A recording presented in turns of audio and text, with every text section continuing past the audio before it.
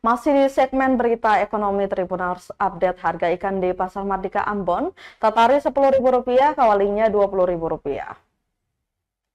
Harga ikan di Pasar Mardika, Kecamatan Silimau, Kota Ambon mengalami fluktuasi Selasa 18 Juni 2024.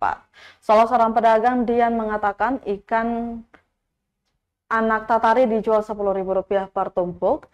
Meski murah, namun dirinya mengaku harga ikan anak tatari mengalami kenaikan. Berbanding dengan itu, ikan kawalinya malah mengalami penurunan harga. Ikan kawalinya dijual Rp20.000 per 5 ekor.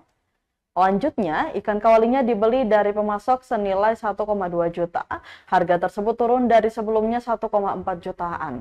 Pantauan Tribun Ambon.com sekitar pukul 8 pagi di lokasi terlihat aktivitas di Pasar Mardika ramai seperti biasanya. Namun belum banyak pedagang yang berjualan di dalam gedung baru Pasar Mardika. Sementara pedagang lainnya memenuhi sepanjang sisi jalan pantai Mardika yang sebelumnya digusur pemerintah. Meski begitu, berhubung masih suasana libur lebaran sehingga kepadatan arus kendaraan tidak sebanyak seperti hari-hari biasanya.